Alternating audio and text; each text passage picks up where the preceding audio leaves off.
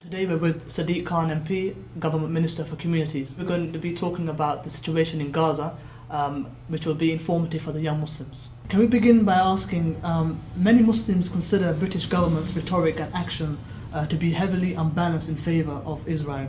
How would the government respond to these claims? One of the things that I try and explain to people is actually, in my view, we have an important role to play to try and find a long-lasting, a durable, peaceful solution to the problems between Palestine and Israel. And the best way to do that is to have the confidence of both sides. If we're seen to be siding with one side, neither side will see us as an honest broker. So one of the things that we have to do is walk a tightrope and be seen to be fair to the Israelis and the Palestinians. And that's why sometimes people get frustrated that we aren't one side of the fence or the other. There's a very good reason for that, because those countries that are on one side of the fence or the other, they aren't able to be an honest broker. So we've seen over the last few weeks, Egypt has played a crucial role speaking to Hamas, speaking to Israel, and hopefully will be the catalyst for a durable, long-lasting peace. Egypt are criticised for not condemning, not being on one side or the other, but Egypt might find the solution to the problems. I think the UK has a role to play as well. Sadiq, you talk about finding a long-lasting solution, but actually the events in Gaza, a lot of Muslims would say they're tired of seeing the same thing over and over again, and they would also say there's a new sense of urgency and they want to see change in the British government's policy. Is the government considering a change, a shift, to try and get results?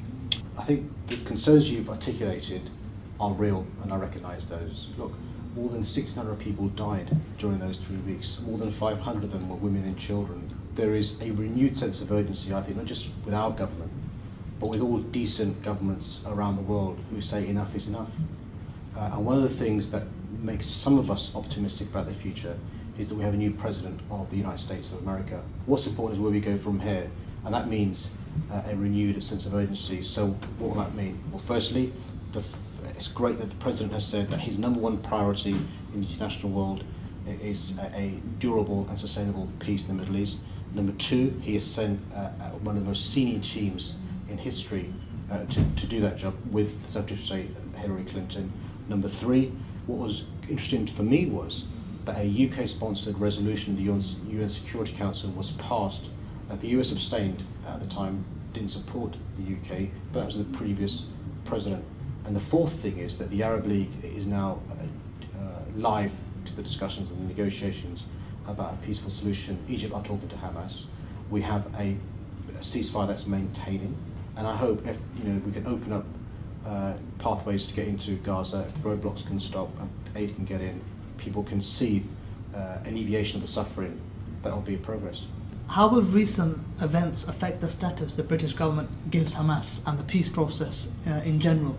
Will it consider giving official recognition to Hamas? Well, the UK government talks to President Abbas, who was the man elected by the Palestinian people in the elections in 2004. He is the spokesperson, the leader of the Palestinian people. If you believe in one state of Palestine, that means Gaza and West Bank, and he's their leader. As far as Hamas is concerned, one of the things that caused a number of people concern was their calls for all Jewish children around the world to be a target. Now, if you use that sort of language and you're advocating that, it's not unreasonable and unrealistic that some countries don't want to talk to Hamas. Another apparent inconsistency that concerns many Muslims is that the British government allows arms sales to Israel, yet Palestinians are unable to find legal means of defending themselves. Could you explain this policy? 1%, just over 1% of all the arms licenses we give go to the state of Israel. The vast majority don't. And it's important to bear in mind that Israel is an arms exporter. So this belief people have that British weapons were used during the 3-week events in Gaza just aren't the case. In fact, Israel used some of the components we export to make weapons to export overseas. Sadiq, there's been talk in recent days of a possible investigation into Israeli war crimes. If there was an international movement in that direction, would Britain lend its support? Well, look, reputable international organisations like the United Nations, the International Committee of Red Cross have made serious allegations against the state of Israel. The use of white phosphorus in civilian areas, allegations of the use of depleted uranium. And what we have said as a government is that it needs to be investigated. The United Nations has also asked for investigation, and we need to see what happens with the investigations.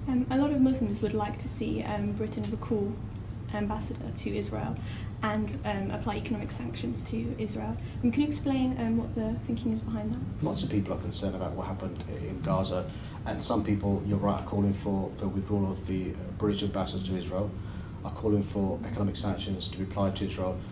And the question to ask yourself is this: look, there are two options you have. There are many options, but the two main options are this: do you do something that makes yourself feel better, or do you do something that alleviates the suffering of people in Gaza and helps people in Gaza? Now, my answer to that question is the latter.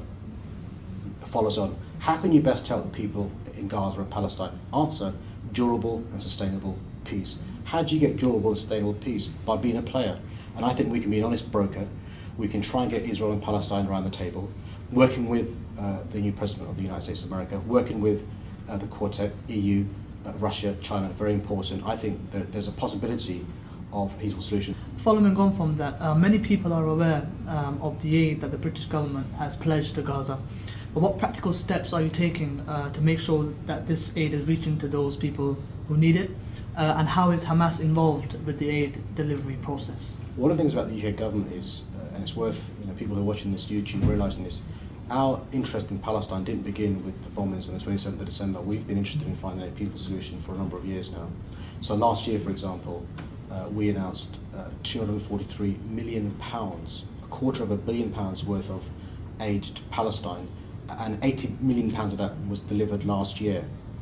When the incidents and the events and the bombings that we're talking about began after the 27th of December, we announced straight away extra funding, $10 million, about £6 to £7 million worth of aid, and now we've announced £20 million worth of more aid. The aid is already getting through. We're working with those on the ground who have access, so the United Nations have got access to the Gaza Strip. We're working with Disaster Emergency Committee charities, the 12 or 13 UK charities, including Islamic Relief, and others who have access to the areas where they need help. We're doing whatever we can to help the people of Gaza. Sadiq, a member of your government recently said that Muslims may have just stopped listening, and it's true that particularly young Muslims have started seeking out alternative sources of news. What's the government doing to make sure its voice is being heard? Look, I accept the fact that there are some people who they may be charismatic, but I call them preachers of hate, who use foreign policy, who use what happened in Gaza from the 27th of December onwards to divert people away from peaceful means, lawful means of protest, lobbying, persuasion, to unlawful means. We know from what happened on the 7th of July in London, if you watch the videos of those who commit the atrocities, that they use foreign policy as justification for what they did. There can be no justification for terrorism. There can be no justification for killing innocent civilians. That being said, I accept that a number of, you've referred to young British Muslims, are upset, have a grievance against this country's foreign policy. And I need to do more, the government needs to do more, to listen to them and to explain to them why we're doing what we're doing and exactly what we're doing. And there'll be occasions when we disagree. There'll be occasions where British Muslims will have their voices heard and the government will have a foreign policy they're happy with. There'll be other occasions where they won't be having their views the same as the government's foreign policy, but that's part of being a citizen, part of being an active citizen is lobbying. Sometimes you'll get away, other times you won't. But what cannot happen is that people threaten the government by saying, unless you do X, Y and Z, unless you change your foreign policy, there will be bombs in London. That's unacceptable. Sadiq Khan, thank you very much. My pleasure, thank you very much.